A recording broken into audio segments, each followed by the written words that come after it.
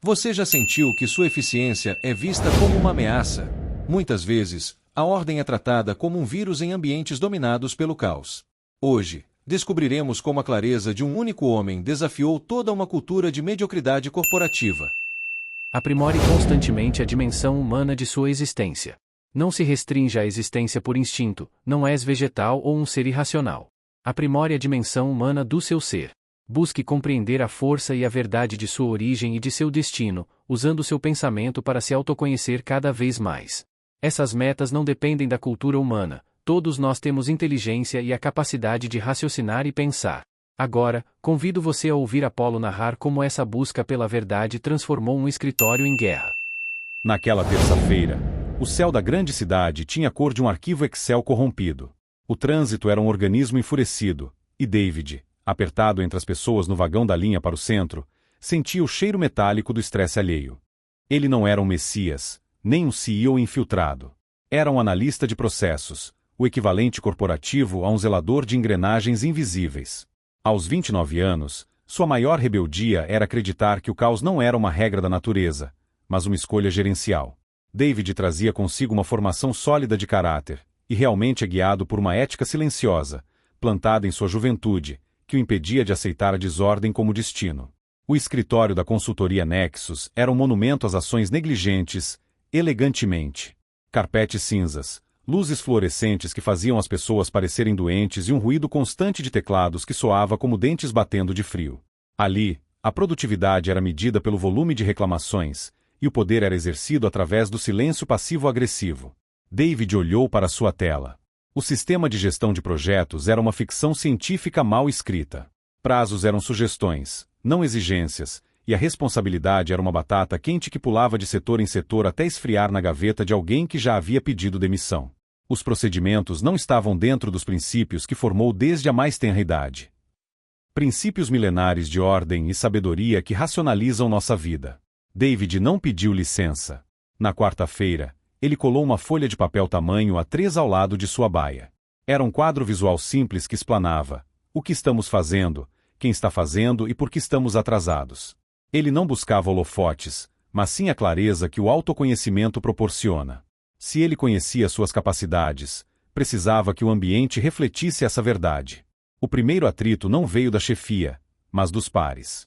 Ronaldo, um analista veterano que ostentava o cansaço como uma medalha de honra, parou diante do quadro e desafiou: David, você está querendo ganhar estrelinha com o chefe. A voz de Ronaldo era carregada de um cinismo atroz. Isso aí expõe todo mundo. Se o pessoal do comercial ver que a gente terminou e eles não, a culpa vai cair aqui. Tira essa porcaria. David não tirou. O atrito gerou faíscas. Durante a primeira semana, sabotaram o quadro. Alguém descolou as notas autoadesivas. Outro escreveu X9 no canto do papel. Mas David, com a paciência de um monge, recolava tudo às 7h30 da manhã. Ele entendia que a resistência alheia era apenas o medo do espelho. Quando organizamos o exterior, forçamos os outros a olharem para sua própria desorganização interna. A tensão criou curiosidade. A curiosidade gerou fluxo. Em 2 semanas, o setor de David era o único que não recebia gritos do diretor no final do expediente. A linearidade do fracasso coletivo havia sido interrompida por uma ilha de clareza que incomodava a vizinhança. O marketing ensina que o posicionamento de marca se consolida na quebra de expectativa. No ambiente tóxico da Nexus, a expectativa era receber coices. David decidiu posicionar-se como o antídoto. Ele acreditava que a dignidade humana residia no trato, não apenas no contrato. Quando recebia um relatório, mesmo aqueles cheios de erros de formatação vindos da contabilidade, David respondia: obrigado pelo envio antecipado, ajudou muito na minha organização. Notei um ponto a ser revisto na página 4. Podemos ajustar juntos? Isso causou um curto-circuito. No café, o boato era de que David estava sendo irônico. Quem ele pensa que é? Bufava Márcia, da recepção. Está mandando o brigadinho por e-mail? Isso é passivo-agressividade nível mestre. Ele quer que a gente pareça pessoas grossas. O conflito escalou. David foi chamado à sala de seu supervisor direto, o Dr. Arnaldo, um homem cujo pescoço parecia estar sendo sufocado pela própria gravata há 15 anos. David, estão reclamando do seu tom. Dizem que você está tentando criar uma hierarquia paralela com esses seus métodos e esses e-mails. Gentis demais. Isso aqui é uma consultoria, não é uma ONG. Não é hierarquia, Arnaldo. É eficiência, David respondeu, sem desviar o olhar. Se você prefere o caos porque ele mascara a incompetência, eu entendo. Mas meu setor entregou 15% a mais este mês. Os números são educados, não são? O silêncio que se seguiu foi a primeira grande reviravolta naquela transformação. David não estava mais apenas organizando papéis, ele estava desafiando a cultura do sofrimento praticado na Nexus. Ele estava exercendo seu conhecimento e seu raciocínio para elevar o padrão social daquele pequeno ecossistema. Se o inferno fosse um evento corporativo, ele se chamaria reunião de alinhamento sem pauta. David decidiu explodir essa ponte. Ele começou a barrar convites. Só comparecerei se houver uma pauta de 3 pontos e uma duração máxima de 15 minutos, ele escrevia. A rebeldia era um escândalo. A diretoria de operações viu aquilo como insubordinação. Mas o atrito de David estava gerando um subproduto perigoso, abertura de caminhos para os outros. Os analistas juniores começaram a imitá-lo. A empresa se dividiu em 2 times, os torcedores de David, que queriam respirar e produzir com propósito, e a velha guarda, que acreditava que o trabalho só era real se houvesse suor, ódio e desorganização. A tensão atingiu o ápice quando um projeto crítico para um cliente internacional entrou em colapso. O setor de logística havia ignorado os avisos de David. A crise era o momento da narrativa à prova de fogo. A sala de reuniões principal parecia um bunker em dia de derrota. O diretor-geral, um homem que raramente aparecia, batia na mesa. Quem é o responsável por esse buraco, por este prejuízo, por estes muitos milhares de dólares? O dedo de todos apontou para o vazio, mas subliminarmente indicava para David. A linearidade do jogo de culpa estava em pleno funcionamento. Foi quando David abriu seu laptop e projetou o histórico de comunicação dos últimos 3 meses. Estava tudo ali, os avisos ignorados, as reuniões de 10 minutos que ele tentou marcar e que foram canceladas por falta de tempo, as métricas de risco que ele havia sinalizado no seu quadro idiota de papel. Não houve triunfo imediato. Houve um silêncio pesado no ambiente, de quem sabe que está errado, mas odeia quem está certo. O diretor-geral olhou para David. Você é o analista do quadro de papel, não é? Sou o analista que prefere prevenir o incêndio a ser herói lutando nas cinzas, David respondeu. David não foi promovido a CEO. Na verdade, por meses, ele foi isolado. A transmutação cultural dói como um músculo que se rompe para crescer. Mas o vírus da ordem era altamente contagioso. 1 ano depois, a Nexus não era um paraíso, mas não era mais um moedor de carne. David percebeu que o marketing de uma ideia não se faz com grandes lançamentos, mas com a consistência do produto. Ele era o produto, um homem que decidiu que sua dignidade valia mais que o conforto de ser profissional mediano. Seus critérios basais estruturados nas palavras do Senhor prevaleceram. Ao sair do prédio naquela terça-feira, David viu Ronaldo, o veterano cínico, colando um papel A3 na própria baia.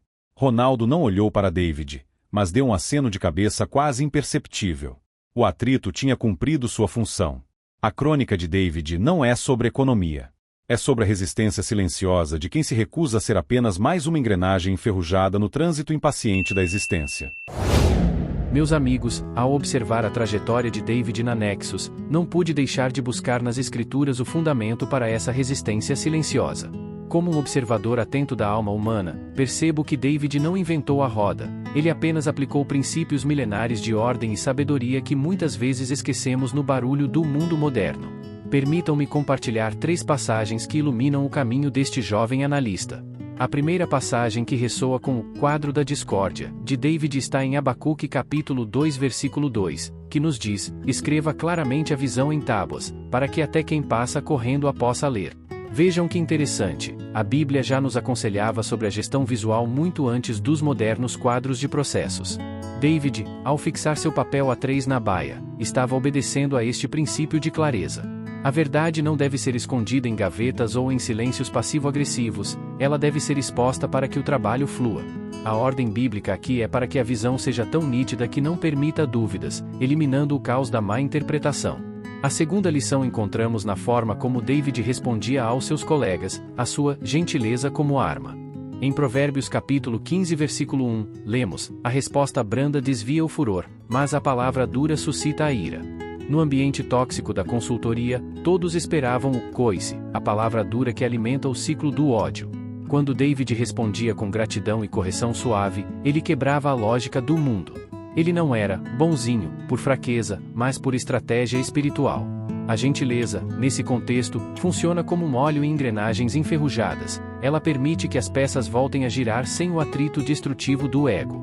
Por fim, a atitude de David diante do colapso e sua recusa em ser apenas mais um no jogo de culpas nos remete a Colossenses capítulo 3 versículo 23. Tudo o que fizerem, façam de todo o coração, como para o Senhor, e não para os homens.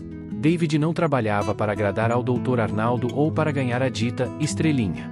Ele trabalhava sob um padrão de excelência pessoal que transcendia as paredes da Nexus. Quando você entende que sua função tem um propósito maior, a opinião da velha guarda perde o peso.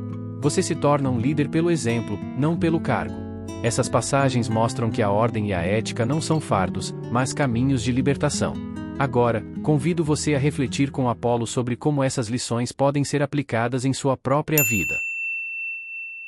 Antes de mergulharmos na essência desta história, vale uma pausa para uma verdade universal. Não importa se você é o dono do empreendimento ou se possui um vínculo empregatício, o desejo de manter-se atento à correção das atitudes e à assertividade nos procedimentos é a base de qualquer sucesso real. A integridade não escolhe crachá, ela escolhe caráter. A história de David nos confronta com uma pergunta incômoda. Estamos vivendo por instinto ou estamos, de fato, aprimorando nossa dimensão humana? David era um gestor, mas sua maior gestão foi a de si mesmo. Ele entendeu que para transformar o mundo exterior, as reuniões inúteis, os relatórios errados, o cinismo dos colegas, ele precisava primeiro consolidar sua identidade e seus princípios. Ele não se deixou levar pela maré de desânimo da Nexus. Ele usou o raciocínio e a ética cristã para criar uma ilha de sanidade. Muitas vezes, em nossa jornada empreendedora ou pessoal, acreditamos que precisamos de grandes revoluções para mudar as coisas. David provou que a revolução acontece nos pequenos gestos, na pauta de uma reunião, no agradecimento por um e-mail, na coragem de expor a verdade em um quadro de papel. Ele enfrentou o atrito porque sabia que o calor gerado por ele era necessário para fundir uma nova cultura. Ele não buscou o caminho fácil da mediocridade compartilhada. Ele buscou a verdade de sua origem, agindo com a inteligência que nos foi dada como seres racionais. Antes de prosseguirmos para o fechamento dessa reflexão, gostaríamos de agradecer imensamente por você dedicar seu tempo a estas mensagens. Se este conteúdo fez sentido para você, curta o vídeo. Essa pequena ação é vital para que possamos continuar produzindo reflexões como esta. Inscreva-se no canal Pensar Forte e ative o sininho para ser notificado sempre que um novo aprendizado for postado. Sua participação nos comentários também é muito importante. Conte-nos qual quadro de papel você precisa pendurar na sua vida hoje. Retornando à nossa reflexão final, vemos que o vírus da ordem é, na verdade, a cura para uma alma cansada. Quando você decide ser excelente, mesmo quando ninguém está olhando, você deixa de ser uma vítima das circunstâncias para se tornar um arquiteto do seu destino. David terminou o ano não como um herói de cinema, mas como um homem digno. E a dignidade, meus amigos, é o lucro mais valioso que qualquer carreira pode oferecer além das normais compensações materiais. Que você tenha coragem de ser o antídoto no ambiente onde estiver plantado, lembrando sempre que a clareza e a verdade são forças que ninguém pode ignorar para sempre. Se esta crônica tocou seu coração e despertou novas ideias, saiba que a jornada não termina aqui. Há outro vídeo aparecendo na sua tela agora, selecionado especialmente para aprofundar sua visão sobre estes temas. Clique nele e continue sua caminhada conosco rumo ao crescimento da consciência. Mantenha-se atento e dedicado. Nos vemos em breve.